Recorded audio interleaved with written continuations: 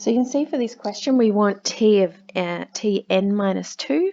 So that's the derivative of n minus 1. So I really want to split this integral up so I have an n minus 1. So let's make an n minus 1, so we're timesing by a sine x there.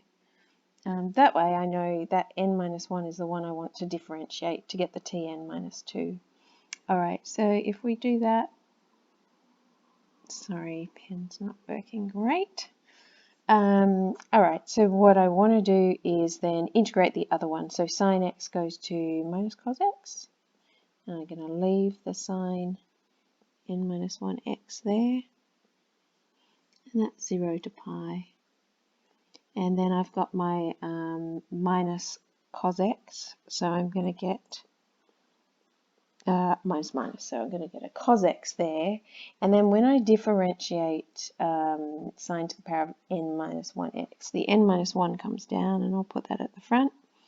I will get the sine now to the n minus 2x, and of course I'm timesing by the derivative, so chain rule of the inside, which sine x becomes cos x. So I've got all of that to deal with. Let's come over here for a second. So we know that when we sub in pi, for sine pi is 0 and sine 0, 0. So that whole first bracket here, that's all going to be 0. So we don't have to worry about that. Then we've got n minus 1, lots of. Okay, so here we've got a cos squared, if we put those cos's together. We've got cos squared, and we've got, we want to keep that sine n minus 2, because that's what I want. I want the I n minus 2. So I'm going to change that cos squared to a 1 minus sine squared. If I do that, I get the 1, which is that one, minus, and when I have sine squared times that, I just get back to the sine to the power of n. So I'll just put all that together. All right, so if I do break that up, I've got n minus 1, lots of I n minus 2's. And then I've got minus, I'll just put it together actually. Oh, yeah, I'll write it separately. So then I've got n minus 1, lots of, and sine to the n is just that I n, which we started with. So if I put that on the other side, where I've already got an in, I'm going to get a 1 plus an n minus 1, which just gives me an in,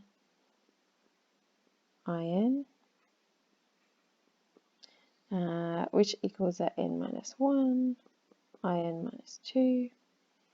And then, oops, if I divide by the n, we've got n minus 1 on n, in minus 2. So that gives us what we had to show. Hence, all right, so to do our hence again, we want to now we want to start at the lowest. So let's just make some room. So let's just find, you can see that if I did, for example, T3, I'm going to need T1, so it kind of skips one. So I know I'm going to need T1 and T0 to start with. So let's do T0 first.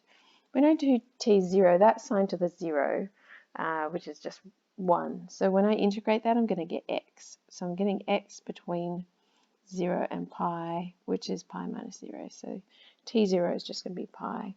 And my T1, that's just sine x. Sine x integrates to minus cos x between 0 and pi. And for that, we're going to get 1 minus minus 1. So we're going to get a 2. All right, so now we can go ahead and have a look at T5 and T6.